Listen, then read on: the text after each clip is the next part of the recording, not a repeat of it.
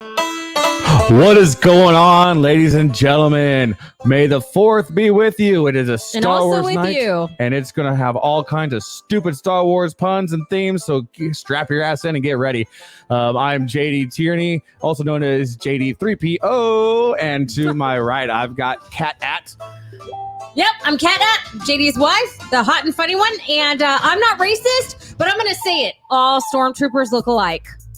Oh.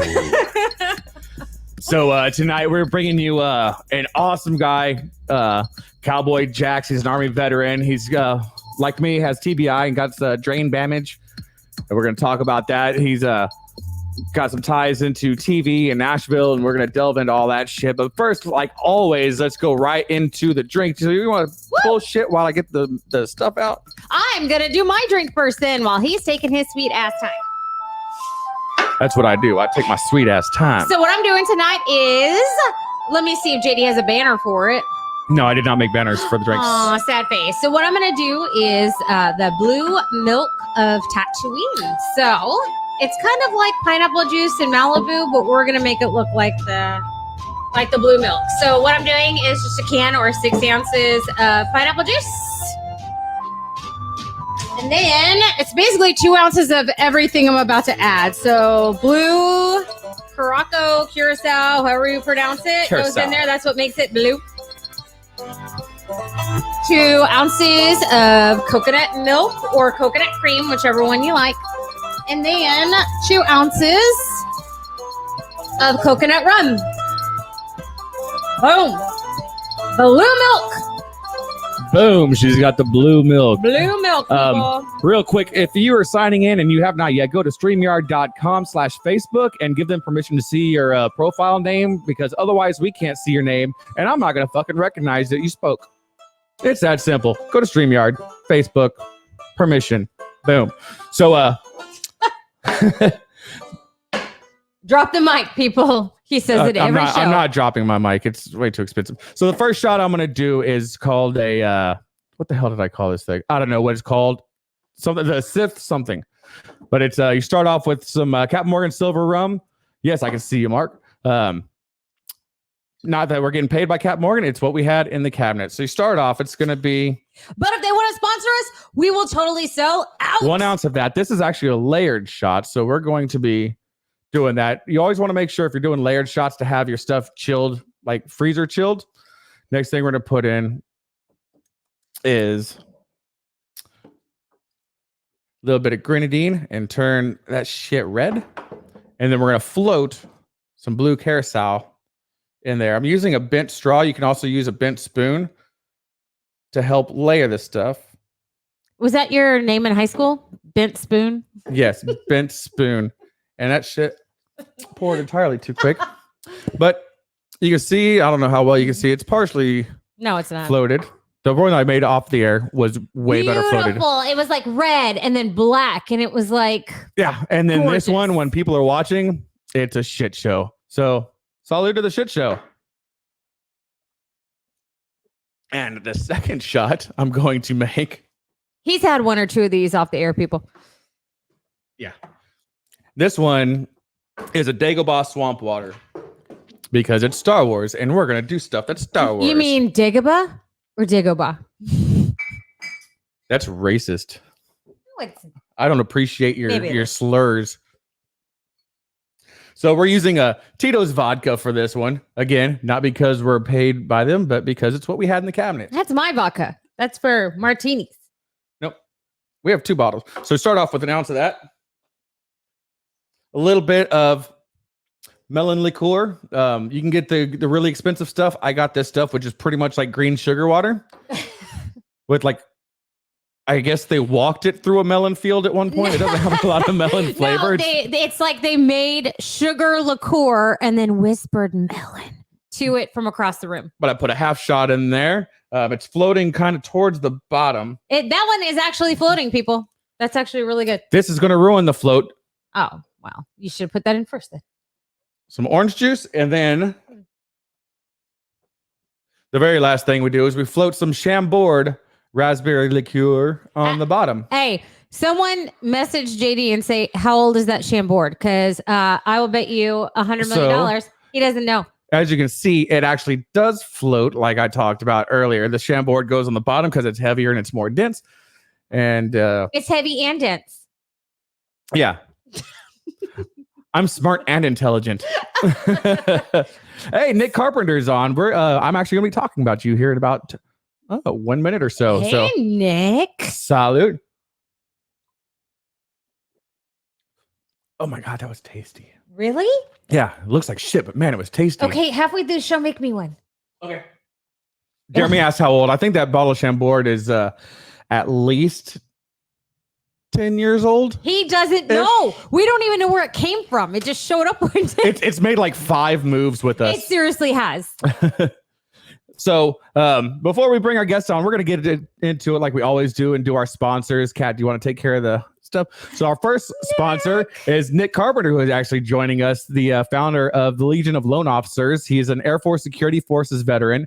He has a book that you can get at loanofficerstrategyguide.com. You can also find him at facebook.com/Legion of Loan Officers. And what he does is he finds you real estate leads and works with you on how to build your business, and not just leads, but leads that pay off. I often use his suggestions in my business, even though I have nothing to do with real estate, because it's something that can be translated into any industry. It's just really good knowledge to have in any way, shape, or form. Our next sponsor is John Oda at Gunner Gray Furniture Fusion. It's professional custom woodworking, created beautiful bespoke furniture, kitchens, and built-ins. It has kind of like an Asian flair with a craftsman, old like turn of the century. It's anything you want. Anything you want. It's absolutely gorgeous. Farmhouse I highly chic. suggest. I highly suggest you go check him out at gunnergray.com, Instagram at gunner_gray, Facebook at gunnergrayff, or you can call him directly at 508-847-1390. The next person is somebody who we need to order as soon as we get off the phone because we're out of it. He says that every stinking day. Soldier Girl Coffee Company, founded by Army female veteran Carrie Beavers.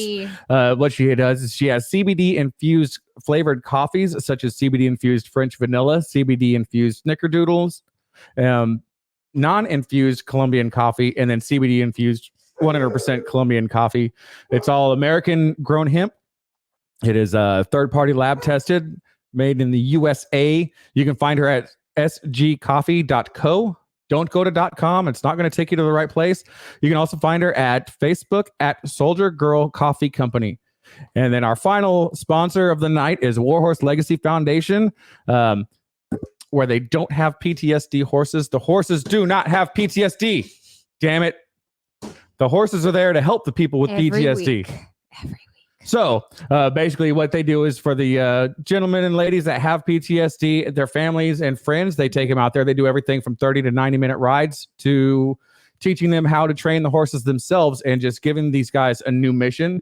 And you can find them at warhorselegacy.org, facebook.com/warhorselegacy, or you can call them directly at 479-634-2119. They're always looking for people to take advantage of their services as well as donors. They are a nonprofit, so please go and check them out. I cannot stress how awesome this organization is. So just real quick, again, if you have not gone to StreamYard.com/Facebook and given them permission to talk to yourselves, or not talk to yourselves. What the fuck did my brain go? You can talk to yourselves anytime, people. You can talk to yourselves anytime, but we can't see what you're saying though. But you can go ahead and talk to yourselves. And as of today, we're at 760 members. And once we get to 1,000, we're giving away hats and whiskey stones. And I've got t-shirts on the way. I just got to finalize the proofs. Tell the people that you invited to accept the rules. I know Ray Benson and a few others invited a lot of people. So we've got over 700 pending members, but they haven't accepted the rules. So go tell your friends to accept the rules and we can start giving this shit away and get it out of my house. Yeah. So without further ado, I want to bring on Mr. Cowboy Jax. Say hello. Now say hello, now that JD has forgotten to unmute you. I don't have him muted. There, yes you do. Look, it's muted. Hold on. Why can't we unmute him? Are you muted on your end? Why won't it? It's saying on my side, can't unmute your guest because they chose to mute themselves. Did you mute yourself? I'm totally calling you out. Oh, got it. Boom. Stop muting yourself 8 in seconds. public. Oh my god. Way to go, Lane Frost. Way to go. Damn. So as I started to talk about before we brought you on, you're an Army veteran. You run a nonprofit. You're a mentor, public speaker, Nashville, all that. Tell us about anything and everything you want us to know about you, your background, what you're trying to sell us, what you're trying to peddle. You got 3 minutes to do so, starting right now. Okay, Cowboy Jax I am. May the 4th. It's real simple right now. This shirt makes history, as you can see. It's an amazing thing that we're doing. We were given the 100th anniversary chopper by the folks over at OCC that are the reality stars from the TV show American Chopper. And it's to celebrate 100 years of Veterans Day in our country, and we named it Americana the Chopper.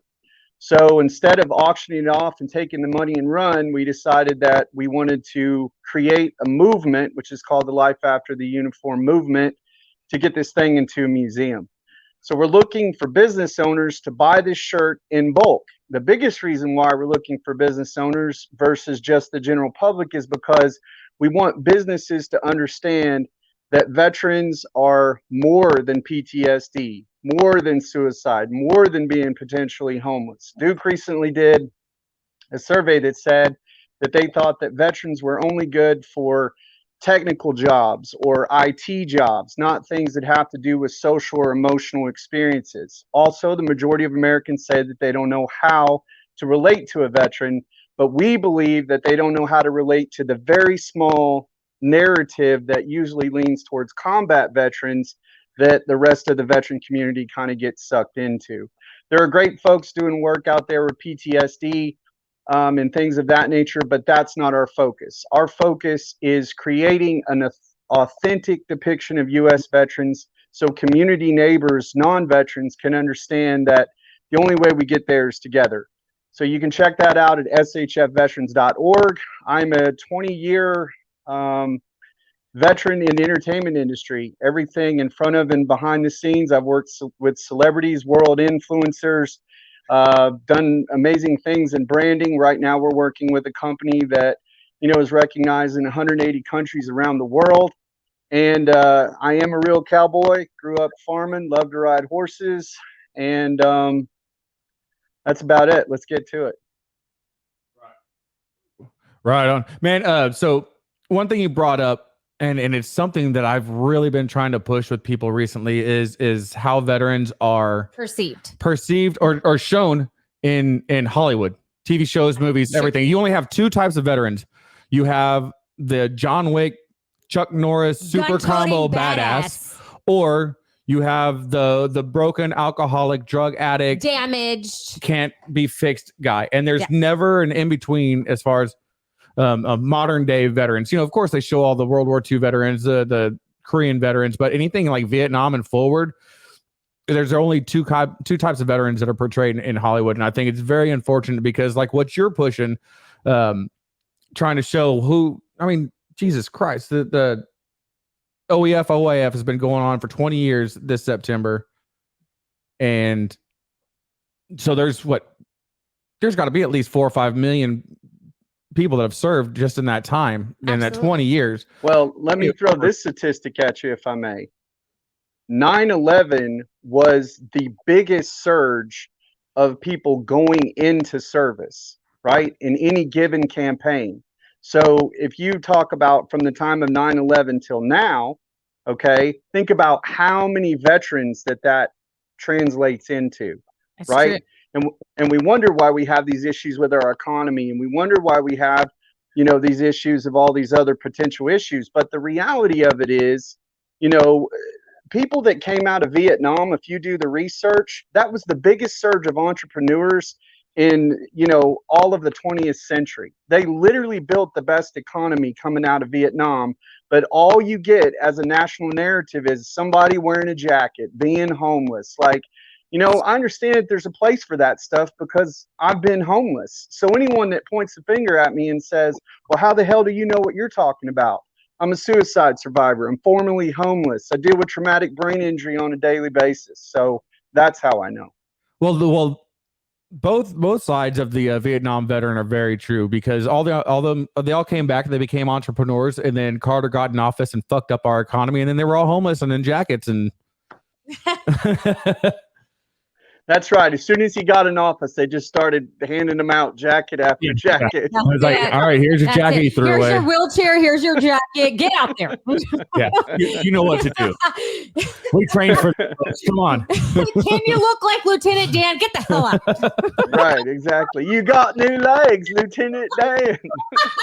Here's your orders to the underpass of I-10. Right, exactly. Right. Austin, you can camp anywhere. So here's a tent. Have fun. Yeah, exactly.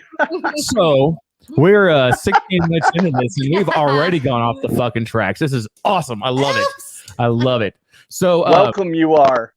Well, you brought up traumatic brain injury. Well, this is JD's rebirth or anniversary. My rebirthday, May 8th of 2017. I was in a gnarly motorcycle wreck, and I pissed off the city of Corpus Christi when I broke their road with my face. Not true. And he wasn't wearing a helmet, by the way. Yeah, I wasn't wearing a helmet. Hit the ground at 40. Bounced my nugget off the ground a few times. Skull fractures. They rebuilt my face. I used to be a lot uglier than this. So if you think I'm ugly now, you should have seen it like 5 years ago. It was fucking horrendous. But so I have TBI, traumatic brain injury. It's non-service related. Most people think that with me being a veteran, it's always service related, but it's not. You also Isn't that irritating? That's irritating, right? Yeah. Like everyone always, I hate like how the stereotypes put us in one box no matter what. You know what I mean? It's like our lives aren't anything unless we deployed and killed people and have things messed up with this. Like they just can't like get it through their heads that we have other parts of our life as we move on. You know what I mean? So it's true. So I got with JD the day he got out of the military. So I wasn't a military wife, but I am a veteran wife. And anytime if they aren't married to someone who was in the military and they find out that I'm married to a veteran, they're like, oh, and I'm like, what? Like he's a functional person, but they always like, oh, I'm not is really he though? I mean, is he really functional? No. I'm I would say pseudo functional at best, but that has nothing to do with the military. That's just me. You're right, Jax. I was giving him way too much credit. Okay, he's semi-functional, There we go. Much semi. better. Yeah. So, everything. All right. So with TBI, I know it manifests itself in different ways for different people, different injuries, depending on what part of the brain was injured. Mm-hmm. There's all kinds of science we can go into, but we're not, because that's not what this show is about. It's about dick and fart jokes. So we're going to keep it on that track. And with your TBI, what is the most ridiculous thing someone has ever said to you concerning your injury, be it somebody in the medical field, somebody that found out about your TBI, another veteran, just... Well, my fiance, Linda, she constantly thinks that I'm using it as an excuse. Oh, all the time. So like no one said anything that's like super absurd, but like in the terms of day-to-day life, it's like she's like, you're raising your voice again. I'm like, oh, I'm my bad. Or when it comes to plans and numbers and stuff like that, because I was bashed in the front of my head. And so she definitely is like, is it real or is it TBI? You're telling me you've never intentionally been like, I forgot to take out the trash because of my traumatic brain injury. Like you never used it as an excuse. Who would ever do that? You! Kat, I lost my thought. Lost my train of thought there for a minute. What did you say? Such a liar. I knew it. I actually went to my 20th high school reunion. And this is true story. I'm sure that there was some people I went to high school with that I wouldn't have remembered, but I completely used the brain injury as an excuse to not remember some of these people, because I was like, you dirty dog. And I'm like, Oh my! And Time I out. honestly, I had no But fucking clue who this was. with like 1,000 people. Like he had like 1,000 people in his grade. I grew up in a very small town, George West, Texas. I graduated with like 67 people. If you don't remember, 78. see, I was about to say, if you don't remember everybody's name, it's an insult because everybody knew everybody. If you didn't know someone, it was on purpose. So to me, when he told me that he went to his reunion and was like, "Oh, I'm sorry, it's my traumatic brain injury," I don't care. In my hometown, you'd be an asshole and you'd be forced out of town. Like, that's just mean. I was just like, oh, sorry, I was in a very bad wreck. I lost a lot of my memories. Some of them are recent memories. Some of them are farther back. You know, I don't have a choice. You know, I really apologize, but I can't. And it may have been the injury. It may have been that I just had no fucking clue Or who you're they just were. an asshole. And I'm an asshole. That is true though, on like all accounts. But like the reality of it is that you know, for me, I lead business conversations with it. As soon as I get on a call with somebody, I'll be like, "Hey, just to let y'all know, I have brain damage," and everybody laughs their ass off because, you know, or whatever. And then you'll have people be like, "Oh yeah, you know, I have that same issue too," and it really creates like this cool kind of, you know, experience where everyone looks at you a lot more human. You know what I mean? So yeah. Can I ask, how did it happen? How did you get your traumatic brain injury? JD's was a motorcycle accident.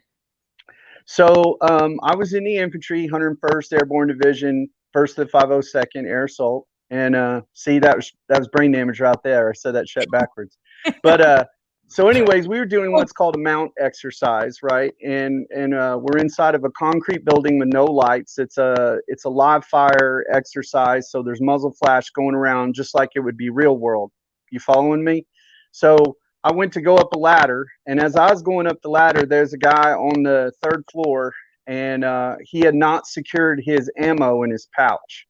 So back then, your NVGs were heavy. So when you're going up a ladder, it kind of tilts back your K-pod a little bit, right? And can expose some of your brain bucket. So as I'm going up, all of a sudden I just, wham, I get hit. So it was the equivalency of getting hit with about 50 pounds at like, I don't know, 30, 40 miles an hour or whatever. Like, it probably should have killed me. But, you know, they say only the good die young. But so I let go of the ladder, and I'm 6'3", 200 pounds. So when I started falling, I landed on my head. And I'm not sure if I went unconscious or not, but I'm pretty sure that I did. And when Doc finally found me, I had blood coming down my face or whatever. They grabbed me by my LBE and put me against the wall. And, you know, after it was all said and done, they gorilla glued it shut. And I was back at PT the next day. Yep. Perfect. They had you take Motrin, change your socks, and do some push-ups. Well, how That's how about it is in the infantry, man. so Jax, because you and JD had the same brain damage or drain damage or whatever JD drain calls damage. it. How about we play a little game? All right. Okay, let's do it. This is a list. This is a list of the top 10 things not to say to someone who has traumatic brain injury. So anytime your significant other has said this, I want you to raise your hand. Both of y'all. Hey, let's make it real interesting. Anytime our significant other has said this to us, You take a Gotta drink. take a shot. Take a drink. Okay, are y'all ready? Yeah. All right. Number I'll one. just start chugging. yeah, me too. Poor JD's gonna get jacked up because I know I've said all these. Number one, you don't have an injury. You seem fine to me. Let me reach under the bar and grab another beer here. Number two, maybe you're not trying hard enough and you're just lazy. Sort of, not all the way, but I'll take a half.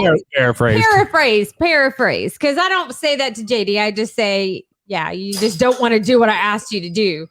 Right. Number three, why are you always grumpy? And in my house, it's why you always being an asshole. Same thing. Number four, how many times do I have to tell you? I told you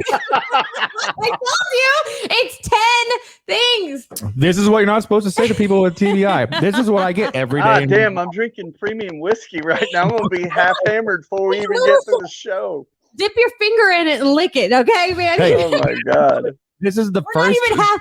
Are we even halfway there? This is the first drinking game on our drinking podcast.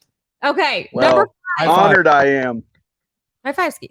Oh, he said, "Honored I am." He threw in the Star Wars. Hey. Hey, quote. JD, do you think Yoda had TBI? Oh my God. He wasn't retarded. He had brain damage. He wasn't retarded anyway. Oh, he had an extra chromosome. He's a mid-digester. All right. So number 5. Do you have any idea how much I do for you? Oh God, that's a whole beer by itself. I'm gonna need a whole new bottle of whiskey. Yeah, you are. Number 6. Your problem is all the meds you take. Okay, that's not you. You don't take any meds. Yeah, She reminds me of to take my medicine all the time because I'm one of those guys that it's like it's been very difficult for me. If you can't tell, I'm kind of like one of those alpha types, and so for me it's very difficult because I don't want anything weighing me down. So learning how to live with my disability has been a motherfucker. Yeah, that's you know what I mean. Yeah. JD doesn't want to take medication because of his past, and he's definitely had some substance abuse. Oh yeah, I was taking like 23 pills a day when I first got out, between the uppers, the downers, I don't even be taking aspirin for a headache anymore. It's very true. But I do want to give a shout out to the VA because the medicine that I am on and the work that I have done has improved my life tremendously. So anyway, carry on. Yep, let's continue getting hammered over this stupid fucking list. Number 7. Let me do that for you. Really? You're not going to drink like I don't. Oh, I probably do. I think about what about this? Making plans and shit, right? Every time like I get involved with making plans, like she wants to make sure that, she gets all the plans made. That's the thing. If JD's packing for our kids or organizing something for a trip, I just like, no, let me do that because I let her do it. All right, fuck it. I'm on that one. Look at that one. Number 8. Try to think positively. You're always so negative. I'll drink because it was once upon a time that was right, but now it's not because I've worked really hard to change my mindset. Honestly, that and you found Jesus, and that helps a lot. I'll be honest. Yeah, I'm the positive. I'm really the positive one, and over. Yeah, I can't drink on that one. No, I was very negative for a while, and years. And it was more self-hatred spewing out into every other realm. I wasn't angry at anybody else or anything else. Okay. And it wasn't until I dealt with my own shit that started to change. But angry sex is real hot. So I didn't mind some of it. Until you caught an elbow to the face and you're like, what the fuck? I'm like, sorry, babe. I was in the moment. Number 9. Safe word, mayonnaise. Hold the pickles. I was joking around with girlfriends at work, and we were talking about. She's like, "You just need a safe word." I'm like, "Kiwi." So at work, anytime we're talking about code words, it's kiwi. It's always kiwi, and we always pretend but you know why you want to choose like an off the wall safe word, right? Because if it sounds too much like something else. So kiwi's not a good one because he could hear choke me and choke you more. Either way, I win. Well, the whole point was we were talking about if you go to emergency room, and I'm telling everybody this, you go to the emergency room, and I said it last week, if you go to the emergency room because y'all were fooling around and got a little rough, lie to the emergency room people. Lie. You don't want her on your permanent record. She's in the medical industry. Lie. She knows what the fuck she's talking about. Number 9. You're lucky to be alive. Yeah. And number 10. I added this. This was not on the list. I added this. We just had this conversation. Do you honestly not remember? And that's my favorite one because that's said by far the most in this house. Oh my God, I am got a head rush from hell.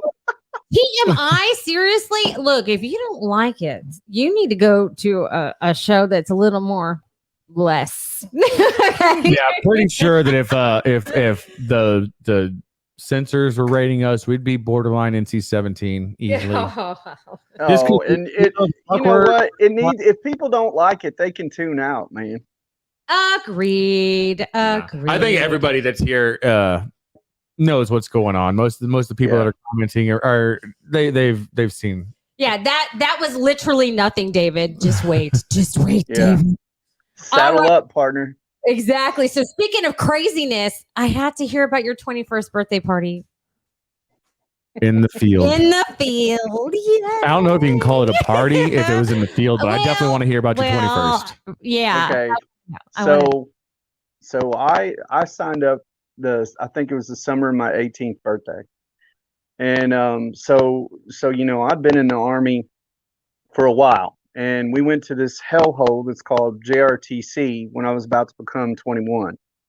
And I was an infantry scout. So, our job back then as scouts were to be as quiet as possible, getting information, all that other kind of stuff. So being scouts, their thought process is why don't we hijack a Humvee for your 21st birthday? So we hijack the Humvee, and we get to town or whatever. And they're like, you're going to do 21 shots. I was like, all right, don't threaten me with a good time. So we get in there, and I don't know if y'all ever had a cement mixer before. Oh yeah. God, yes. Yeah, but it almost like gives me the visualization of what swallow comes to mind, if you know what I mean. And we used to work together when we were dating, and that was what we did for people that came in and were obnoxious about wanting their free shot for the 21st birthday. All right, motherfucker, you want to be obnoxious? Here you go. That's exactly what they did. I must have been obnoxious. So anyway, I get 21 shots into it later.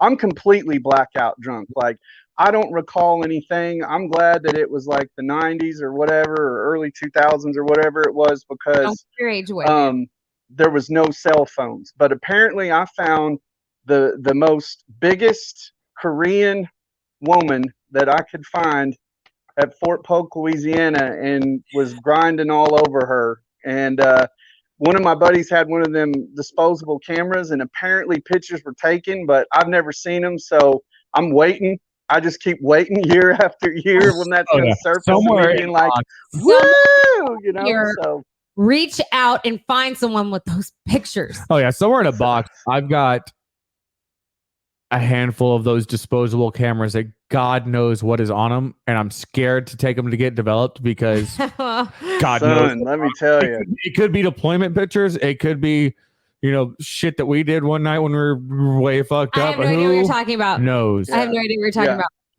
So I get like completely blitzed.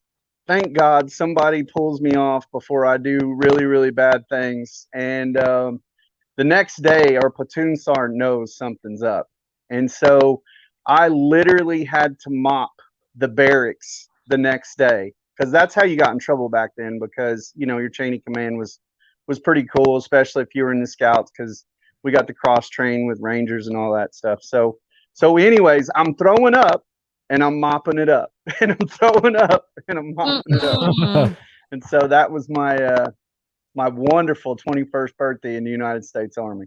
Wow. That's funny that you're talking about throwing up and mopping it up. One of the guys that's watching, he was actually one of our earlier guests 3 or 4 weeks ago, Eric Bingle. He and I served together, and we were security forces on Lackland. Troublemakers. And he was involved in a DWI chase that ended up with the Enterprise rental Mustang stuck in the sand of a volleyball pit. And it was a couple of pilots they had orders for flights like 4 hours, 5 hours from when they were arrested. Oh, shit. And I can't remember exactly how the story goes, but basically they arrested them, they took them in, they were in the holding cell. Their commander came in, and being security forces, our general interactions with any officers, especially anybody 03, 04, 05 and above, treat us like shit. Everything's our fault. Their people are fucking golden. And their commander came in and so they have to give you a complimentary blowjob in order to get out of the ticket. Yeah. Well, basically, no, they think they're above us, like regardless. So it's like, so I guess their commander came in, and the guys that were arrested were puking all over the cell, and Bingle was having to go back there with the mop and everything. And their commander took the mop from him and pulled it out of his hand and put it in his troops' hands, the officer that was arrested, and said, "You're cleaning this shit up." And that's like, that's one of those moments like, holy shit, somebody's actually holding somebody else accountable. So 2 things, Jax. If he had a job where someone was handing out blowjobs, he'd still have that job. Okay, that's 1. 2, now we know how close you came to having a half Korean kid. So it's good to know. All right. Like this close, man.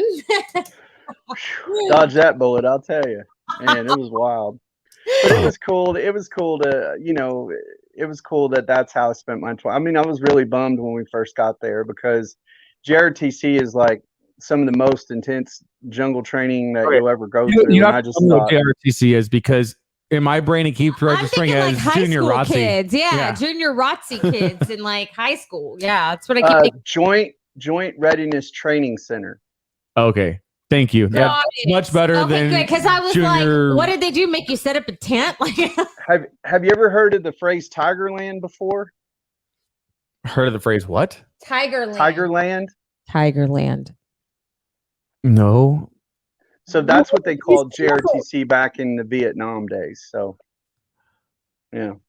Awesome. It's pretty much, when I die, if I go to hell, I know I'm going to Fort Polk, Louisiana. You better be a good boy.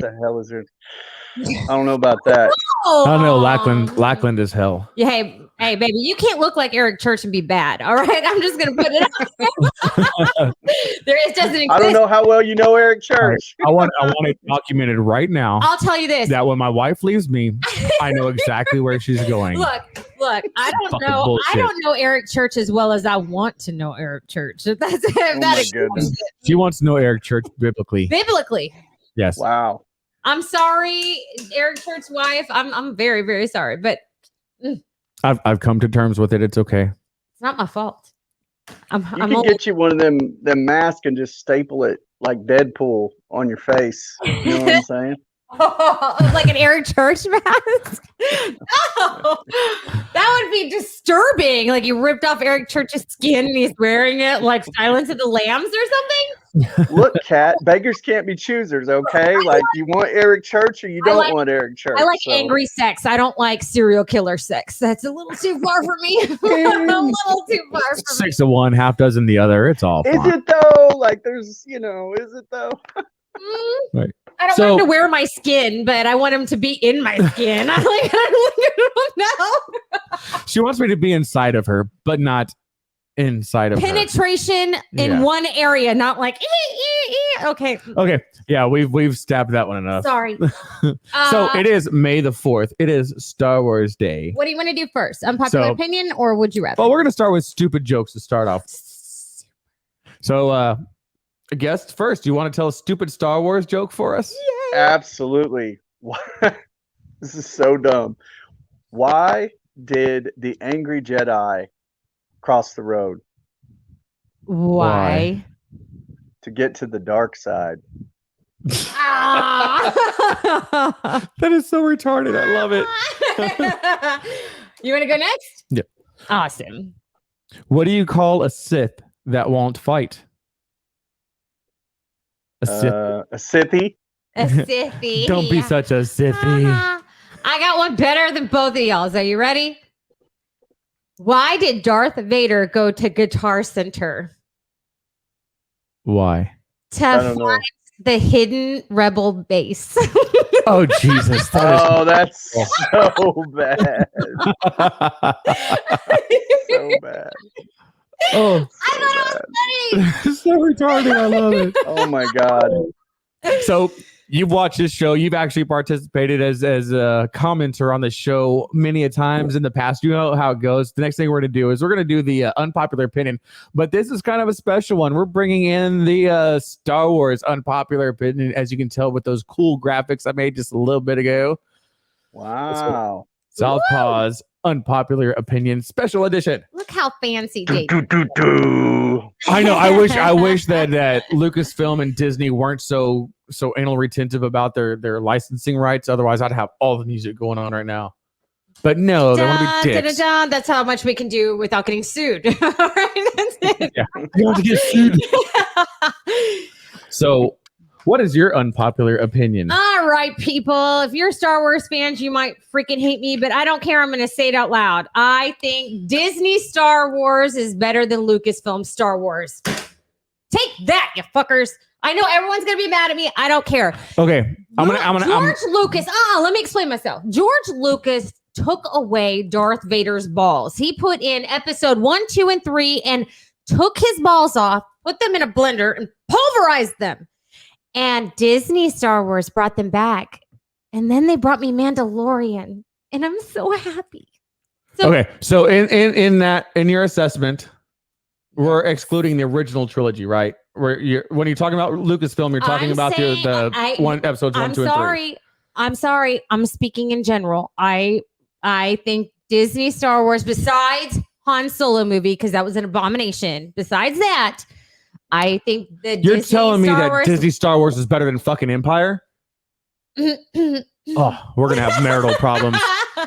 What are your thoughts, Jax? I mean, no.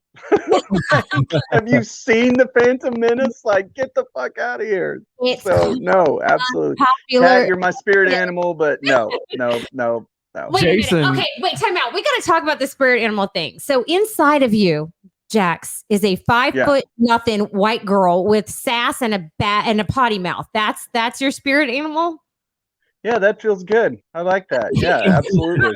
Okay, then we're cool. You know, that way I don't have to continue to play this big stoic cowboy on the outside anymore. You know, I can let my little my little monster out. Don't let anybody tell you otherwise. You be you. Hey, Jason, who has another podcast, he lives here locally. He's got a cool podcast. We'll have to have him on sometime if he agrees. Okay. But he says Rogue One is the best Star Wars flick. You know what? It's pretty damn good. I say that it's the best Star Wars flick next to Empire. You can't beat Empire. It's in my top 3. Rogue One is in my top 3 Star Wars movies. Yeah, Rogue One is the second best ever. Maybe, yeah, I was going to say even my top 2 maybe. But I will say this. It was pretty wild for me when Kylo Ren had that moment with Harrison Ford, which was dope as shit because I'm a big Han Solo fan, shocker. And when he killed his daddy, like that was pretty brutal. That put that scene up there with me. We saw the third showing of episode 7. It's true. There was only 2 screenings before. The day before it was released, we went to my parents got us tickets pre-screening. To a pre-screening. We were surrounded by Star Wars fans and we felt so welcome. Let me tell a story because God damn it, woman. So So there's only been 2 screenings of this ever in the history of mankind before we got to see it. Well, somebody's friend was in the one prior and texted him as we're getting seated, and he reads the text out loud. Han Solo gets killed in the middle. And I'm like, are you fucking kidding me, you piece of shit? Dude, come on. JD heard this. I said, what did that guy say? And he said, nothing. JD did not tell me until after the movie that's what that guy said, that he let me still be surprised. And a shout out to my mom and dad, Karen and Dan Woodson. They're the ones that bought us those pre-screening tickets. And it was amazing. It was pretty rad. So I have a confession to make. Oh. Uh-oh. Oh, really? I did not get introduced to Star Wars till about 5 years ago. I had never watched any of them. Your life makes me bad. I know it's horrible. But anyway, so I binge watched all of them. I got this thing called Vudu. I don't know if y'all know what that is or not, but you can get the movies or whatever. It's a streaming. It was. I'm down. Yeah, this was before Disney Plus and all that other stuff. So I'm watching it and I'm like, I think that they're related, and I think that that's their uncle. Because I didn't know that it was his dad, but I thought I thought Darth Vader might be his uncle. And I'm pretty sure that Luke and Leia slept with each other or that was a thought in Luke's mind. I guess that's my unpopular opinion for Star Wars. They totally lusted after each other. JR, don't make me hate you, man. Eric, if your unpopular opinion is Eric Church is gay, you know what? Your mom's gay. I said it. Hey, Jose, I'm not gay. I promise you that. Thank you. Rude. Let's keep it rolling here. So, my Star Wars unpopular opinion Yay. is now this is my opinion prior to The Mandalorian. The Mandalorian is excluded from this opinion. Super. Boba Fett was a bitch and was overrated. I agree 100%. After I saw The Mandalorian, I waited forever to watch The Mandalorian because I was like, why would you have a spinoff of like this bitch made dude that can't even get anybody locked down? Time out. Spoilers. If someone has not seen The Mandalorian, you might want to step off for a sec because we're about to ruin some shit. Okay, time in. Yeah. So wait. Jason says Leia definitely flicked the bean to Luke. Oh my gosh. Wow. Yeah, but Boba Fett was definitely he was overrated. Yeah. Like what? 3 fucking words, and one of them was as he fell into the Sarlacc pit. I mean, when you see The Mandalorian, you know what I'm saying? You're like, wow, like this should totally have been like what they did in the Star Wars movies. So, Oh yeah, perhaps that comes from the books. I don't know. I don't read. yeah. Once he was in The Mandalorian, it completely changed. And I'm like honestly, I am a Star Wars movie fanatic. Yes. I don't know the rest of the Star Wars verse as far as all the different comics and shit like that. Our 13-year-old son is a Star Wars universe guru. I can ask him anything. He knows the answer to it. He reads books. He reads the comics. You name it. We aren't. We do the movies. But I will tell you this. I understand your point, but Boba Fett, that's the thing. Boba Fett didn't need lines. He was iconic without the lines. He had a rocket that pointed straight up. So to shoot somebody with his rocket, he would have had to bend 90 degrees of the waist to be like, fuck you. Not only that, but let's talk tactical for a minute. You know what I'm saying? This guy's got this whole entire thing covering his entire face. Like, I mean, no, he was just bitch made. End of story. Moving on. Yep. Wow. So do you have an unpopular Star Wars opinion, especially being of new blood? No, I mean, I totally think that I'm pretty sure that Luke wanted to have sex with his sister. Like that's even after I don't know if that's a general consensus or if people are as weird as I am. So I think they definitely thought about putting it in, and then they realized they were brother and sister. No. I think he still, maybe that's my unpopular opinion. I think he still wanted to have sex with his sister. Oh yeah. They were both wanting to. Yeah. Even if he had Han freaking Solo, no. Oh yeah. No one under God's green earth would want Luke compared to Han. Nobody. She played just the tip, even after she knew, just to fucking piss Han Solo off because she was a catty bitch. Wow. Wow. Okay. Yeah, she was weird, man. Weird. She's like, what color's your lightsaber? I wonder, does it glow in the dark? oh yes, all night. Eric says Luke wanted Chewbacca's hairy chest. Teach me the ways of your force, brother. Now it's disturbing, people. Oh, all right. We done made Star Wars perverted. You're welcome. Yep. That's what we do on the show. We ruin stuff. So the next thing we always do on every single episode is the Would You Rather. Once again, we're going to do it Star Wars style. So Star Wars, Would You Rather? Do you want to go? Okay. Sure. Would you rather live on Jakku like Rey or live on Tatooine like Luke? Oh, Tatooine. I agree. Because I'd come in contact with Han Solo quicker. Wow. So we know what your type is. Yeah, we know who you'll flick the bean to. Don't judge me. You know that you'd be all over Han Solo. Me too. Han Solo is the hottest one in that galaxy. Oh. We're both the same little man in the boat. So y'all are flicking your bean to Han Solo? Yeah. Oh, absolutely. Yeah. I've flicked my bean twice since this conversation. See, I didn't have a it was wild because I didn't have a dad growing up, and so for me to look at father figures because of my childhood and everything that I went through, like not flicking the bean, obviously, but I would look to the silver screen of like what a father figure was supposed to be like, and Harrison Ford was, one of the first guys with Indiana Jones and stuff like that I just was like super cool. And then when I saw he was Han Solo, I was like, damn, that's cool shit. So he's everything, man.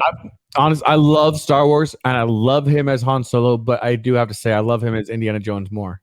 Wow. Oh, absolutely. Really? Oh yeah. That should have been part of Unpopular Opinion. What roles did they do? Was there Star Wars roles? That's gonna be a future episode now, yeah, for sure. Yeah, definitely. Because we've had this conversation where he was like, who do you think would win in a fist fight? Indiana Jones or Han Solo? And I'm like, Indiana Jones, because Han Solo shoots and stuff or whatever, but he doesn't get a hand-to-hand combat. So if you're talking about hand-to-hand combat, Indiana Jones. Now, I think Han Solo would, because he's always 6 steps ahead, even though you don't think he's 6 steps ahead. When have you ever seen Han Solo be in a hand-to-hand? Like, rarely do you. But Indiana Jones is like every freaking movie he's in, he is like, one, getting his ass kicked, but then turns it back around and starts kicking the guy's ass. Every single one he's in a hand-to-hand Indiana Jones fight. can take a punch. He definitely doesn't have a glass jaw. That's for sure. Does he have his whip, though? If he has his whip, I might go the other way. But Han Solo's a sneaky bastard, though. Like, you can't discredit how sneaky. But Indiana Jones, he's also used other things. He's used rocks. He's used things off the table. Ground. He's used rocks. Right. Especially he's good with the whip. He's good with the whip. He's used tanks and cliffs. He's used propellers off of giant cruise liners. Divine artifacts of God. More than once, yeah. Well, all right, okay, fine. Indiana Jones. Jones. What are we to do? That's not even the worst one. The worst one is Jenny's like, Kalima. And I'm like, Hubba Shibai. Kalima.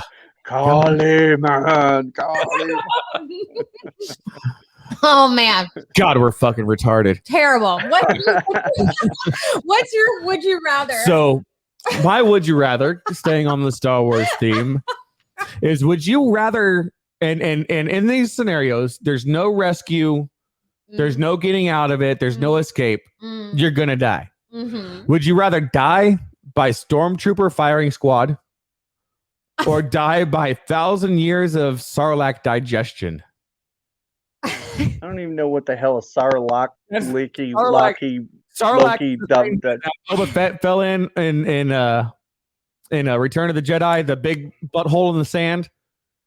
So either you couldn't even get me cut up by a lightsaber so I can go out like a man, you know what I'm saying? I got to pitch one bitch way or the other bitch way.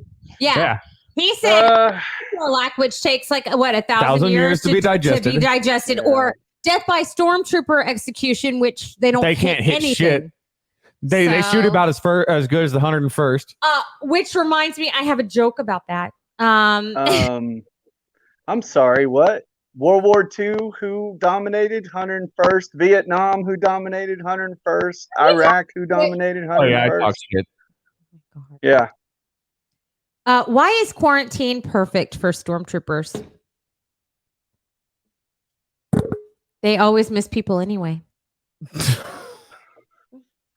I say death by stormtrooper. That's what I say. Death by stormtrooper. That's my answer. I don't want to be I don't know. I'm going to go with the digestion thing, because I would just be like, come on, can we get this over with? Because if I'm going to die anyway, like I'd rather just, and there might be the slightest possibility if you get down in the intestines and all that shit, you might be able to rip off a tooth or something and, dig your way out. But that's the thing is, like, if you're death by stormtrooper, they're never going to hit you. So you'll have time to, like, eventually they'll rope or something. graze you a few times where it's like, ow. Yeah. Ow, quit it. Right. but if you got to stand there the whole time, you know what I mean? Like, let's get to it. You know what I'm saying? You're so lazy. I'd rather lay in a Sarlacc than stand in front of a stormtrooper. Guys, I'm missing the Seinfeld reruns. Can we put a little hustle on this? Friends is on. Damn it. No more. It's more like The Office. The Office is on again. Can you move us along, please? Oh, that's great. And that is exactly why this is like the best shit show ever. Absolutely. Because yes. So I want to move on, though. Yeah, we are moving on. Because I have questions for you. So okay. As you know, I don't learn shit about who's going to be on the show until they're on the show. So you give JD a list of things. So there was a little bit I learned before the show. Now it's raised like 6,000 questions. So you've been in the show Nashville, correct? Yes, ma'am.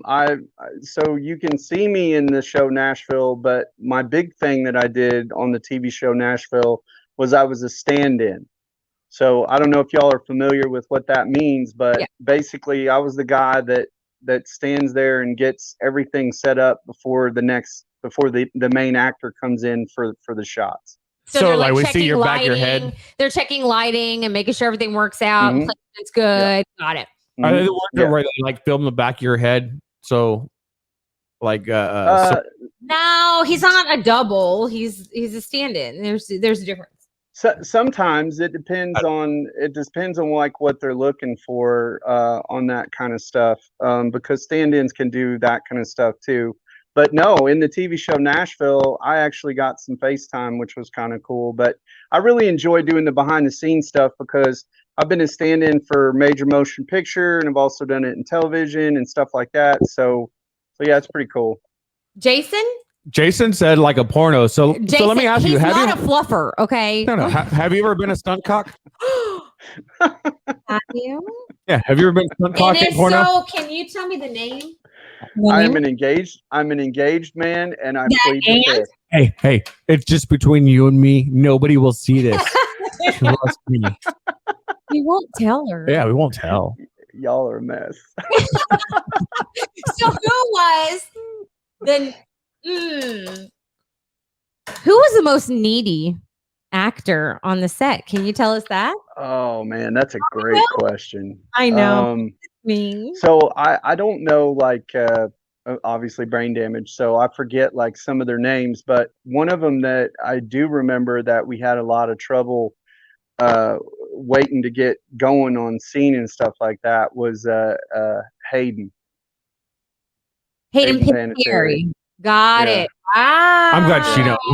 I know. I don't. that much about. I've never watched it. Show. I've never watched it, but I mean, I know enough to. I know that it was a show, or is a show, and that's. Yeah. I don't watch a lot of that stuff. I watch History Channel. I never watched the show. Now I know that it was when it was with ABC, it was much better than when it got like switched over to CMT, because I was actually going to audition to be on the show. Imagine that, country music singer, like actually being a actor on a show about country music singers. So CMT, that would have been a far stretch. 30 years now. That would be amazing. Like someone who could actually sing. I hate to say it like that, but a lot of the actors don't do their own singing. So, except for Jared Bingham and Bradley Cooper did. No, what's that fucking show with Costner, the Yellowstone? Oh, Yellowstone. Oh, I have not seen that yet. Is that good? Oh. You should apply to go be on Yellowstone. Damn, but actually, that was my mom's recommendation. I'll send you her number. She has the hots for you. But Ryan Bingham, who's an actual legit singer, songwriter, recording artist, is an actor on that show, and he does a couple things where it's just him and an acoustic guitar in a corner of a bunkhouse on a ranch. That is very true. Yeah, and he's amazing. But yeah, amazing. If you've never heard of Ryan Bingham, you need to look him up, man. That's good. But my mom, I sent her a picture of you, and she literally said he needs to be on Yellowstone, and I was like, I'll talk to him. What am I going to do? I appreciate that. Yeah, thank you. Jason asked, where are you out of? So off the air, you were telling us that you were in Florida on vacation right now, right? And yes, sir. Yes, sir. Yep. Where are you hailing from? Nashville, Tennessee. Nashville. Yes, sir. So good. Getting back on the TV thing, you have a bunch of various different ties and different things for TV, but there's one specifically that I want to focus on, and that is your ties with the American Choppers, OCC, the Tuttles, Paul Sr. Tell us about that. And generally, I don't let anybody talk about their projects on the air outside of that first 3 minutes. But this is something, just because number one, it has to do with national TV. Number two, it has to do with motorcycles. And if anybody knows me, I love fucking riding and I love building bikes. I didn't notice. Yeah, she has no clue. So, man, tell us everything you can about that, and I'm sure we're going to come up with 1,000 questions as you tell this story. Oh, I have a Yeah, I Look, mean, I want to stick to the theme of the show, so I'm not gonna like go into like the details of what we're doing and everything, because I want to be very respectful of your show and everything. But how we were able to get linked up with them was we worked with another set of reality stars, Dylan King and Amy Duggar King. Amy was the Rebel Duggar from 19 and Counting. I don't know if y'all know that show or not. I do, yes. JD, I call Yeah. them the Buggers. stop. Yeah, so Dylan is into the SEMA show, right? And so he was like, "Hey man, I want to do something cool." And so the conversation of SHF came up and all that. Long story short, we do a 2018 Jeep JL debuts at SEMA.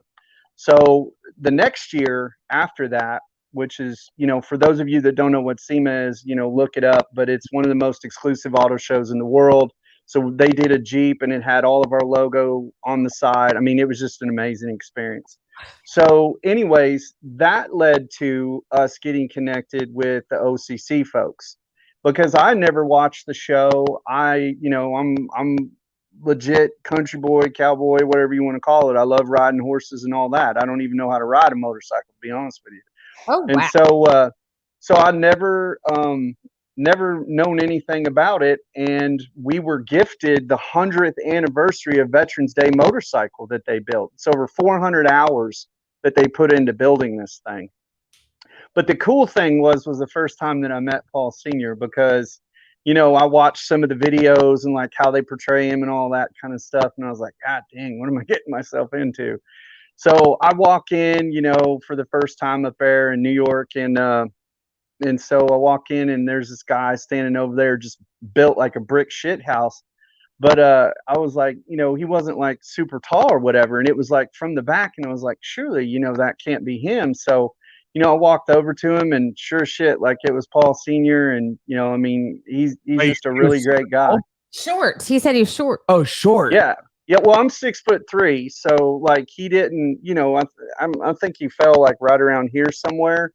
But dude was stacked, man. Like I was like, damn, this guy is buff. Well, yeah, he had a gym built in his shop. Of course, he was stacked. He is. He's like, But the thing about it is like I call him America's dad, because everything that he says and like how he approaches himself and handles himself, like he's just always wanting to be helpful and kind and respectful, and he's soft spoken and stuff like that. Now you get him fired up, like it's it's a little bit of a different story, but the way they portray him on that TV show, I just don't think is an accurate depiction. Wait, time out. We have a question. So is Senior a dick in real life? So clearly you're saying he's not, that he's a decent guy in real life. No, I mean I text him, I text him all the time, and he texts me back. He could have just said, hey, the bike's built, move on with your life or whatever. I mean, they put their logo, I don't know if you can see it here, on the shirts. Hold on. Just show that again. I can zoom in on you. Yep. Boom. Look at that, people. Okay, so I have a question for you. With you say that he's really down to earth. I'm paraphrasing, and you said like a father figure, just wanting to be helpful. Do you think that is who he is now? And what we saw that was portrayed was who he was then, and he's kind of worked through some shit. I don't know. And do reality shows aren't really or do you reality. Think, like, well, I mean, he's changed since then, or do you think that who he is now was who he was then? They just focused on the bullshit to get ratings. I think that's a great question. And the easiest way for me to answer that was I was at his 70th birthday party. And, everything was very copacetic. Everyone was very respectful. Mikey was there. Paul Jr. was there, all of that and stuff. And, and it's no secret that, the way that Paul that likes to tell it is like, they'll put you in like certain situations sometimes where it will show, the worst side of you or whatever, and the other thing is like, I love the fact that they moved down to Florida now, and they're building a roadhouse down here in Florida, and it's going to be a museum. And Paul can just get back to doing what he just loves to do and building bikes and stuff like that. And, you know, I'm not an official advocate for them, so I don't know as far as show stuff and stuff like that, because I don't want to get in trouble what they're working on. But I can just tell you from my personal experience with him that he's a genuine dude. Like, I get so tired of seeing like all the texts, or not texts. See, there's brain damage again. The memes, But just all the stuff, you know, even what people say sometimes, you know, because it's really not true. I mean, when I went up there, you know, they could have said, hey, you need to stay in a hotel or whatever, and I got to stay, you know, at the mansion, you know, and just really great folks. I mean, that's about all I can say. I think it's really easy. Like Mark, I just brought up his thing right now. He said that he watched all the OCC shows and he loved it. Mark is a family friend of ours. I ride with him quite often. Yeah. And Kat and I watched all the shows. I used to watch it with my dad before he passed away. Honestly, it was almost like they put him in a pressure cooker, and I think a lot of that was not only that, but it's like they put him under as the viewer, very terrible time restraints, and who wouldn't be stressed out with that situation? You as the viewer get a certain emotional attachment to both the positives and the negatives, and that's what you see, and that's what you latch onto. So I think it's very easy to get to be like, you know, and I'm not saying this as me, I'm saying this as just generic person, you know, Paul Senior's a dickhead, you know, blah blah blah blah, but you're also going off of what you've been sold, fed, and attached your emotions to. So I can see how people say, you know his background, right? Like he started out in steel. Like that was one of the first things that he did. And he had been building bikes along the way, or whatever. He built his bikes in his basement or something to start off with, right? And it was they had Jesse James out on the West Coast, right? Yeah. And they wanted somebody out on the East Coast, and somehow like he landed on their radar. So here was a guy that just like didn't have any ambition of like getting involved with any of this kind of stuff. And I think it was a learning curve along the way. And I think the other thing, you know, to mention about that whole part of that is that, you know, I think that it hurts him deeply, even though he may or may not express it as much. But, you know, having relationships with his sons is a very important thing to him. And there were, you know, real issues that transpired amongst all of that. And that's pretty hard to swallow sometimes, you know? Yeah, I get that. You know, like, I mean, my family's pretty fucked up. Like, you have 3 boys. I mean, think about it. We're just now getting into teenage years. I was talking about like the relationships between me and my siblings alone. Just saying, can you imagine if some cameras up around our house right now and watch us go through teenage years with 3 boys and 3 different personalities? And can you imagine cameras in our house 4 years ago before I put myself through counseling? No. And before I started reading the right books and surrounding myself with the right people, I was a fucking piece of shit. I was a piece of shit 4 years ago. I am not even afraid to admit it. I think we both. Well, don't forget, ugly piece of shit before the accident. Yeah, we want to make sure we put it all in one package. So, I think we both were. We were both really unhappy, which is why I was severely overweight. And I mean, I was 230 pounds. I was 90 pounds heavier. 95 pounds heavier than I am now. So, I mean, I'm in counseling now. And one of the biggest things that I found out about myself is I'm a people pleaser. Every single thing I do is for everybody else, you know? And so I'm learning how to love myself, you know, whereas to JD may have like been like external, kind of like an asshole. Like for me, it was a defense mechanism to get people to, you know, like me as much as I possibly could, not in a false or a lying way, but just, I mean, and these are the kinds of things that you discover in counseling, you know? I'm absolutely the same way, or I was. Now I'm more, I wasn't happy with myself. So I thought if I portray this like sense of happiness all the time and made other people feel good about themselves, eventually I'd feel good about myself, which of course didn't work. So, and then I started focusing a little bit more on me and the boys and JD. And, I thought my cure for a long time was delving into saving everybody I could. every time I saw somebody on And give Facebook that was everything talking to about save being one of the them. 22 and All of being your part of every one of the time. veteran suicide groups I could be, and like day and night being on the phone or on Messenger or something and trying to save everybody, and it was so exhausting. And I don't want it to sound like I'm virtue signaling, but that was what I thought I needed to do to be a good person versus actually fixing myself. You know, I thought fixing other people was the answer. And Well, yeah, because it's a sense of misdirection, right? As long as you're over here looking at you because I'm making you feel good and I'm doing great things for you, there You're ain't not no way in hell you're going to be looking at me, Exactly. you know?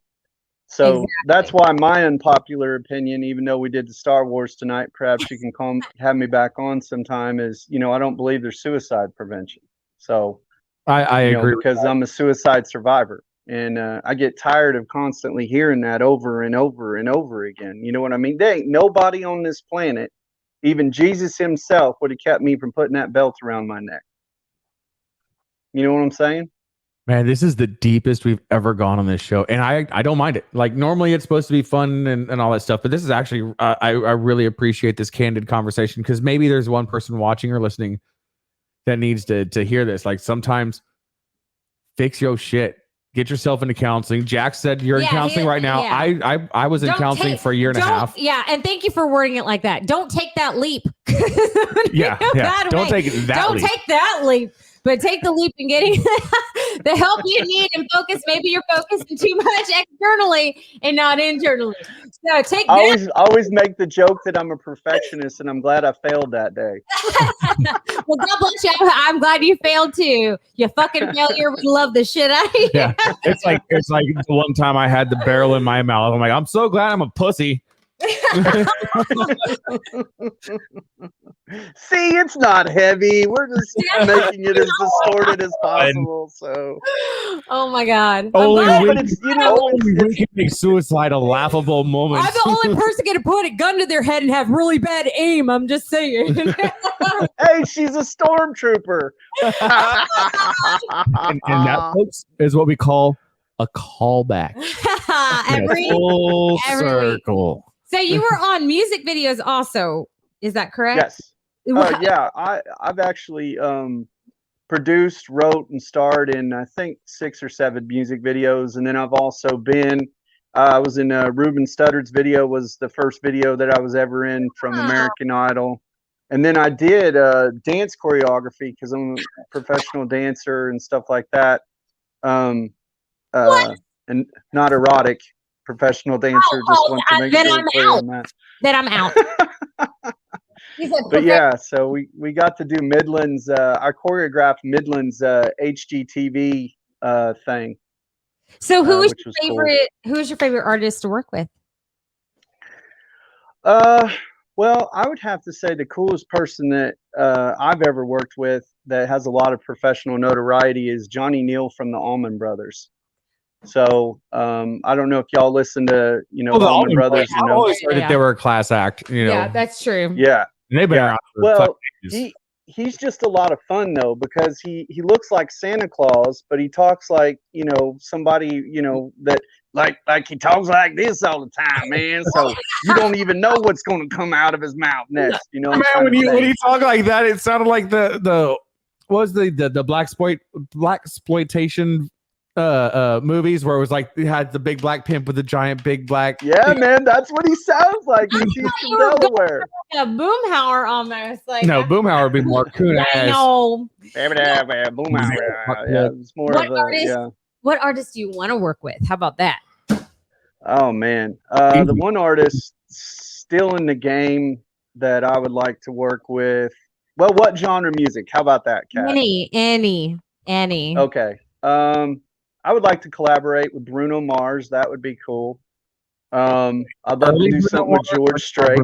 Because there's a huge difference between early and now. He just switched eras with his music. Like he did have like a 70s. No, when he was doing the James Brown pop soul. Yes, absolutely. That was awesome. Now that he's moved on to this like 70s disco shit. I'm like, yeah. he's definitely moved eras, but I like the fact that he experiments with other genres and everything, and he writes all of his own music. He does all his own choreography. Like, I have nothing but mad. I generally respect can't stand pop, for but Bruno I Mars. definitely respect Bruno Mars. I as a do musician. respect him. He's Mhm. awesome. Well, I'm going to blow y'all's mind. I can't believe I'm saying it on your show. Maybe it's because I'm half in the bag, but I love Taylor Swift's pop, man. Now I'm sad. I don't know what to tell you. And we're calling it a night, folks. No. I will say this. There are some songs of hers that I really like. But with that being said, everything is about her being a princess and how somehow she's mistreated. You know what the common denominator is, Taylor? It's you. Maybe you're the problem, Taylor. I'm not saying she don't need like some kind of counseling or something, but as a songwriter, I think that I'm very impressed with, because she keeps it as pure pop as possible, in my opinion. You know what I mean? But I'm coming from different ears, probably from like a lot of different people, but I see why she wins as many awards as she does. Unlike most artists, she writes her own songs. Hey, I'm gonna let you finish, but stop. So honestly, if I had my choice, of course, Eric Church, but also I love Gary Allan. Love him. Smoke Rings in the Dark is one of the best albums from the late 90s, early 2000s, hands down. Man, I used to cover that song in my band, Man to Man. Y'all know that one? Oh, yeah. God, yes. Yeah. Yes. Yeah, I know some people that know Gary before his wife died and stuff like that. And after his wife passed, you know, she committed suicide, and he went through a really rough patch after that. So I have to jump to a thing. Hold on. No. But an artist I'd like to hang out with would probably be, we've talked about this before. Brad Paisley, I think, would be fun. Oh yeah, I would love to just get shitty drunk with Brad Paisley. And take some guitar lessons. And then Dave Grohl. We want to hang out. Dave Grohl. Wow, nobody's mentioned Cowboy Jax. I'm a pretty damn good time. Okay, I'm just saying. Oh, JD3PO. That's already going to happen, Jax. We're going to hang out. You're going to come to South Texas. Yeah, you're bringing the Americana, the chopper. Go fishing. We're going to take you to the beach like 30 minutes. Fishing, So yeah, you're going to have to come to Texas. If it was hanging out with somebody, I absolutely want to hang out with George Strait and shake the man's hand and say, you know, thank you so much for, you know, turning me on to my roots, you know? Oh yeah, I completely agree. Hey, real quick, Harry Beavers, one of our sponsors, says that she needs to hop on a call with you to talk about shirts. So we'll get y'all hooked up after the show. Don't let me forget, both of y'all. Dude, if it was purely on just hanging out with the person, there is one musician, and by God, I would do some super shady shit to have an interview with him on this show. Who? Henry Rollins. Oh, no shit. Henry Rollins, if you like like that guy, that's who you're talking about? Black Flag, Rollins Band, Liar, you know, just look super jacked, giant tattooed, intelligent. Oh my God, that guy is. I'm giving you a homework assignment. Go listen to some of his interviews. He had, I don't know if it was HBO or Showtime, but he had a stand-up special. The guy is one of the most articulate and intelligent musicians that I've ever heard, and I respect him more for his intelligence than I do for his music. I mean, that's cool. I mean, Henry Rollins, I don't read a lot. I will read his interviews without blinking. He is just one of the most engaging people I have ever seen. Your sister's on here, and she said that he has a master's in history. That is correct.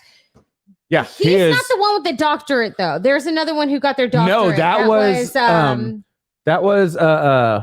damn it, Offspring lead singer Dexter Holland from of the Offspring got a doctorate in microbiology, focusing on HIV. It's pandemic virology is what it is. It's which is amazing because now we're dealing with the coronavirus and everything. Well, he got his doctorate last year or the year before? It's like 2017 in like pandemic virology or something along those lines. And who's the guy that's the astrophysicist? That was the really guitar. badass big That was hair guitar. Queen. Queen, right? Queen. And another fun fact about and him. the other one's a dentist. The one of them is a dentist that's from Queen. No, the guitarist from Queen. Another fun fact about him is the reason his guitar and his solos have such a unique sound. Didn't he make his? Is that he made his own That's guitar, what I thought. including hand wrapping his God own damn. coils for the pickups of his guitar, which is why it has such a unique, distinct, and just one of a kind sound that you can pick out. It doesn't matter what the song is, like that's Queen. Instantaneously, yeah. And actually, a funny fact: Queen is one of our road trip bands that we listen to with our kids, and now they know all the words to like every. Awesome. I don't know who. So speaking of musicians, I got to tell you this quick story. Oh, So I took Johnny Neal from the Allman Brothers down to the Jack Daniels distillery to meet Jeff Arnett at the time, who's the master distiller, and my fraternity brother. And so as a treat, because, it's Johnny and all this other kind of stuff, we go in and we do a whiskey tasting in the same room that Eric Church, put his barrel together and all that other stuff. So that was pretty cool in and of that.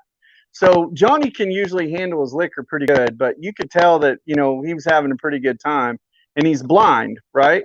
So he gets up. I'll never forget this. Me and Jeff are sitting there talking, and Johnny gets up and he finds his way to the bathroom, and he's gone for a long time, or what seems like a long time after a premium whiskey tasting.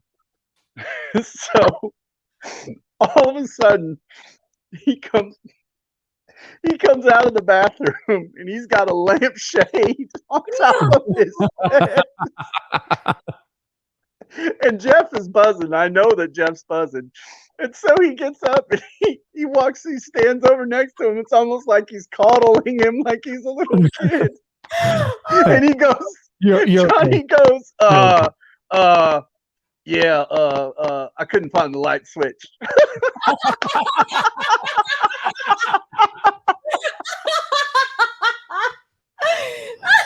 Oh, so good. Okay, so we've talked about all the best of best. Who was the biggest dick that you've worked with in the music industry, and a name that we would know? Music or oh man, you guys are going to get me in trouble. You know what? Fuck it. I don't care, because I don't want to work with them anyway. So when I first got to Nashville, I told y'all I've done everything in front of and behind the scenes in multiple facets of entertainment or whatever. Yes, sir. So when I first got there, I got to do what was called a crowd gig. And I got to be at the Flameworthy Awards. I don't know if y'all remember that on CMT back in the day or whatever. Mm-hmm. So basically, I was one of the crowd folks that stands in the front, that they pan the cameras around and stuff like that. Like you see, all that's planned. It looks like it's just a bunch of people that are, super excited about whoever's on stage, but we're all staged in those corrals, right? So Keith Urban comes out, and this is before the cameras are on or anything. We're just doing the rehearsals. And Keith Urban comes out, and he is the nicest guy in the world. Like, he damn near almost breaks his hand reaching out across the stage to give somebody a high five. So then Toby Keith comes out. And Toby Keith walks right up to the stage. There's these women in the front row that have these I Love TK shirts, this whole deal. They're screaming his name at the top of his lungs. He don't pay one damn bit attention to them, doesn't wave at them, nothing. And then he comes off the stage. So later on, when it's time for the awards and it's time for his performance, those women are in the exact same spot, right? Because that's how they do the camera shots and all that. And I swear to God, that's when he looks over at him and is like nodding and doing all this kind of stuff. And it was from that moment on that I was just like, all right, look, I'm over it. So I went to a concert. I'm not going to say my age because the story. She was a youngin'.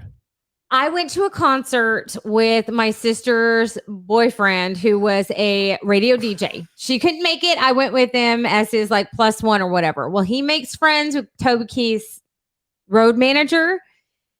So I got to go backstage and meet Toby Keith. Well, Toby Keith found out it was my birthday. So he's like, well, grab some beers from the horse trough and meet me in this tent next door. So we We grabbed some beers. We met him in a tent. There's like guitars hung from the walls. There's like a rug in the middle of the floor, and there's a throne where Toby Keith sits. So Toby Keith comes in.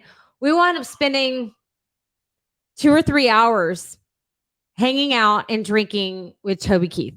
And he was the coolest. And I'm not going to say how old I was, but but it was a good time. And well, good. People like to make comments that... Did he touch your butt? No, he did not touch me. Okay. And everybody asked that. Toby Keith didn't touch me. Okay. Did he straight up trump you and grab you by the pussy? Unfortunately, no. No. My dad was in the Air Force Academy. His dad served, he was injured and everything. So we talked the entire time, and he was the nicest guy. Of course. Oh, he sounds like a great guy. He just talked. Of course. This was 19, 20 years ago. 20, actually, maybe a little bit more than that, but that would give away my age. It wasn't that long ago. Yes, it was, sir. I seen the pictures. I'm 36. I seen it. I'm 36. It was almost 20 years ago. Almost. You know who Pat Green is, right? Oh yeah, man. Great artist. Texas artist. We went to we'd seen Pat Green on multiple times, and we've walked out on multiple times, but the final straw, and I don't care who the fuck is on the bill with him, I will never go to a show of his ever again. We were watching him. It was him, Kevin Fowler, and a couple of the other big Texas names. Oh wow, Kevin Fowler, that's cool. It was when Take Me Out to a Dance Hall. Kevin Fowler is the most badass motherfucker Kevin Fowler's ever. Awesome. So I was like, "Can you sign my shirt? Thanks for touching my willy." And he did. It was awesome. Sorry. But where was it? So yeah, it was when Pat Green's big single was "Take Me Out to a Dance Hall," and just like any outdoor concert, you got it was a general admission concert, so it's just standing room only, and any place like that, you have the guys and the gals with the big poster board signs that they've made with all the sparkly glitter and Sharpies and shit, and they finish a song, and Kevin Fowler's on stage, and he's like, "Hey." Or not Kevin Fowler, excuse me. Pat Green was on stage, and he's like, "Hey, y'all pass that sign up." And the sign makes its way through the crowd all the way up, and he grabs it and he reads it, and he says, "Take me backstage and fuck me." And everybody gets a good laugh because that's obviously not what it said, but it was meant in jest, and everybody took it that way. And, it was an adult concert. Fuck it. It was funny. That was funny. Well, then he reads what it really says, and it says, "Play Take Me Out to a Dance Hall." He crumbles it up, throws it on the ground, says, "Fuck y'all. I'm going to play what I want to play. You've already paid for the ticket, and you have to listen to it." And another song later, he was incoherent. He was so fucked up. He was Ain't that wild? But isn't that just crazy? On our beach here in Corpus because he was talking shit, and then so he probably doesn't like Corpus much anyway. Whoever a Facebook user is that's talked about Mike V, Rollins, Black Flag, and now Kevin Fowler, make sure you go to streamyard.com/Facebook and give it permission so we can see who's talking. So like I said, this is a long time ago that I hung out with Toby Keith, so maybe he's changed. Maybe. But like I said, I mean, just for me, it's just like, be legit. You know what I'm saying? Be the same guy when the cameras are rolling and when they're not. And absolutely. But like I said, I hung out with him for a few hours, and then his manager came back, said he had to get ready, so we went back to our seats and everything. So we missed half of the other performers because we were hanging out with them. But it was, like I said, it was totally worth it. We had a blast. We drank for free. He was a nice guy, decent, didn't grab my anything. Believe it or not. Took some pictures. Sure. We believe you, Kat. He didn't even give a mouth hug, nothing. He went bowling. Gross. That's disgusting. There was no Neapolitan, pink and brown and nothing like that, or whatever you call it. I don't know. Nothing like that, people. He was a very decent man. You got the shocker, you got the spocker, you got the rocker, and you got the showstopper. He was decent, okay? Yes, I was underage drinking, but he was a decent guy. So Mark Ramsey says that he likes what Toby Keith does for the military. I will agree that he does a lot for the troops and things like that. I don't agree with his politics. I don't agree with a lot of the other things he's done. But don't go against the rules. Oh, Ooh, there's rules. What are the rules? I thought No this politics. is no holds bars here. I'll tell you all about the rules later, baby. All about the rules. Okay. All right.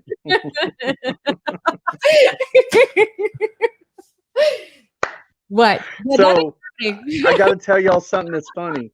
So I'm staying with our friends here at the Villages in Florida, right? And so they call this like the amusement park for adults, or Disneyland for adults, because everyone around here books around on these golf carts, right?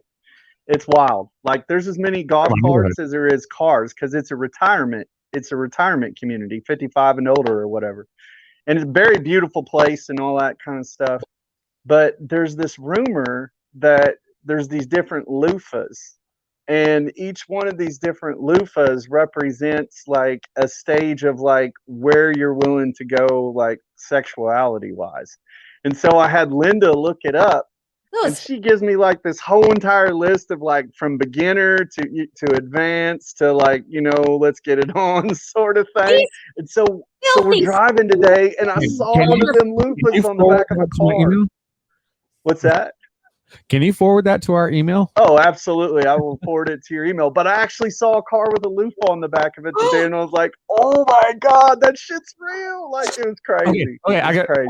Do people have pineapples posted up? I'm not seeing I have read pineapples. somewhere that pineapples was a signal for people on vacation to show that they're swingers.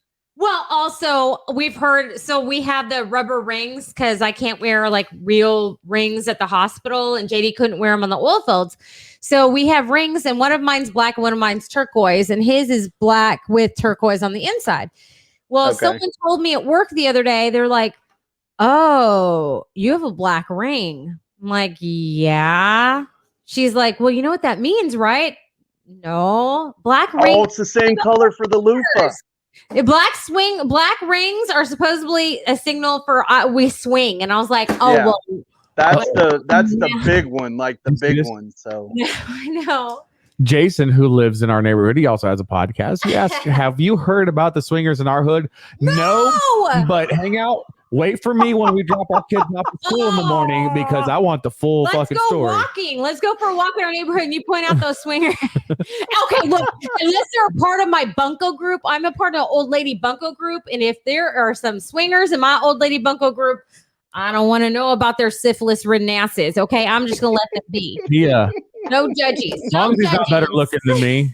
No judges. I've always told Kat, like, she can have a Sancho, she can have a side guy, but he needs to help pay the mortgage and fill the beer fridge. As long as that happens. He is willing to sell me out for beer and mortgage.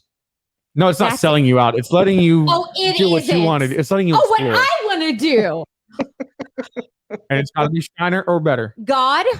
If I ever said any shit like that, I would no longer have a head on my shoulders. Like that would just be gone. Like that's it. I'd be wood chipper bound if I ever said anything like that. There are two things that go through my brain when he talks like that. One is justifiable homicide. The second one is my next husband is gonna love the shit out of me and would never share me with anybody. I got the I got the trophy wife. She got the participation trophy husband.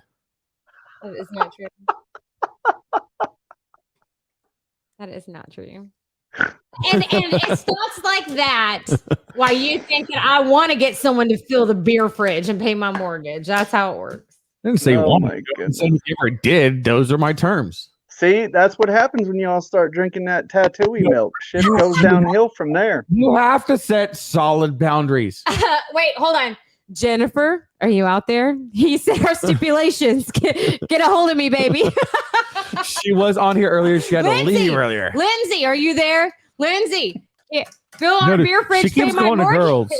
She doesn't want to fuck dudes. She just want to fuck girls. Oh, okay. Yeah, because that's so hard for JD. Oh no, don't do that. He'll be so sad. He'll be like, "Oh, I'm just gonna sit here in the corner and protest this." Now, hey, Jax, how you doing? I'm doing all right. How you doing? It's kind of like your. You remember this old argument about that? What? You remember that old argument? The 300 or the Fight Club? Gosh. Oh my gosh. We're not doing this. That's funny. Team 300. Team Fight Club. Team 300.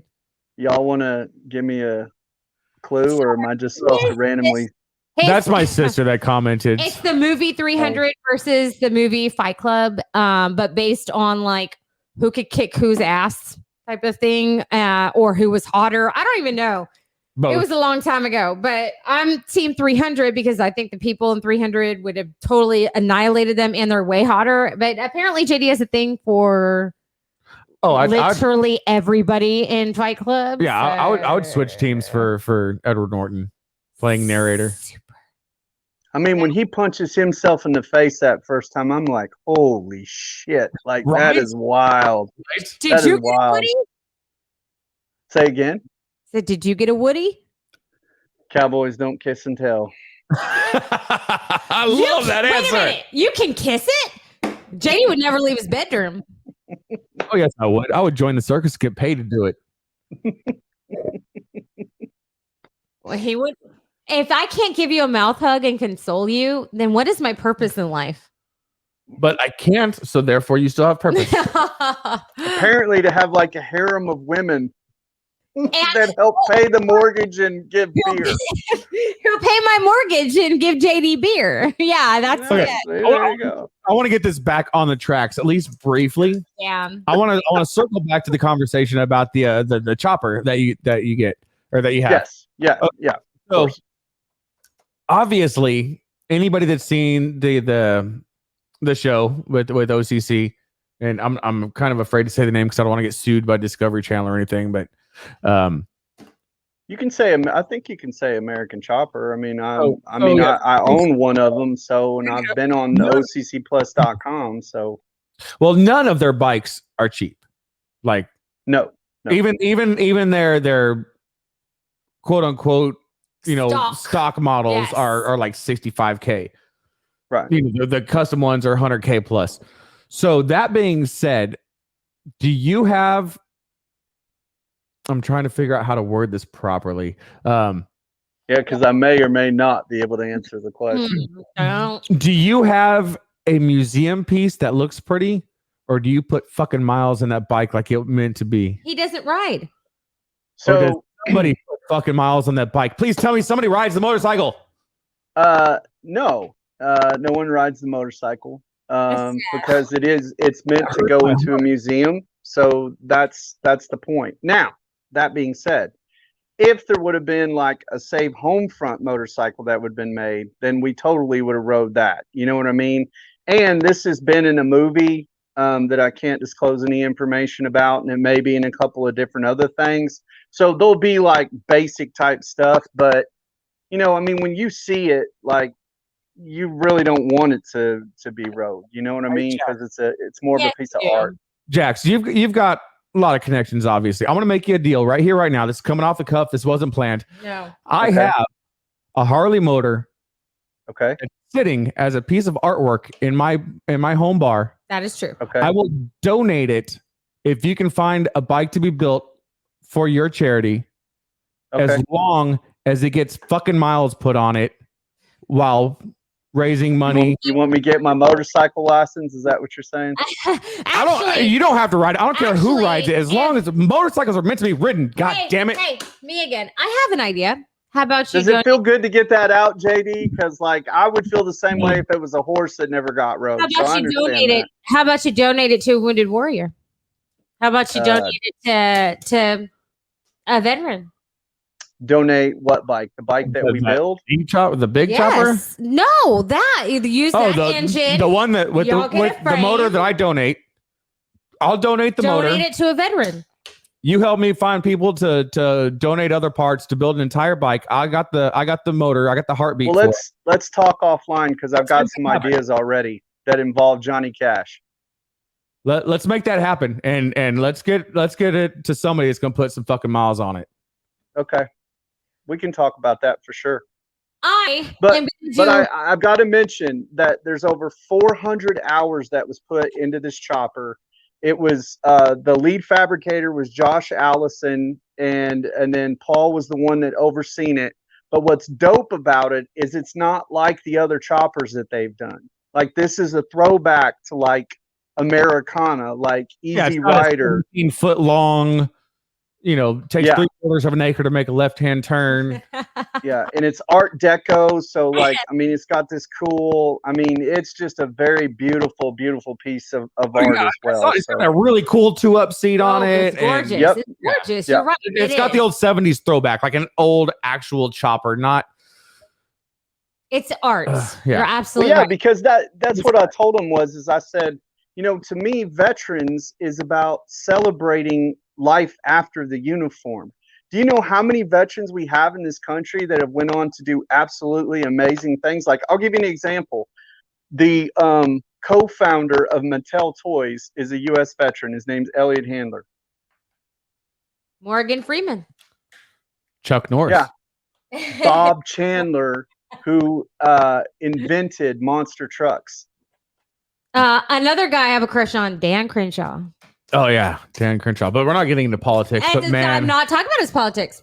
I'm talking about a guy looking real good and being a veteran. I would give that hero a hand job.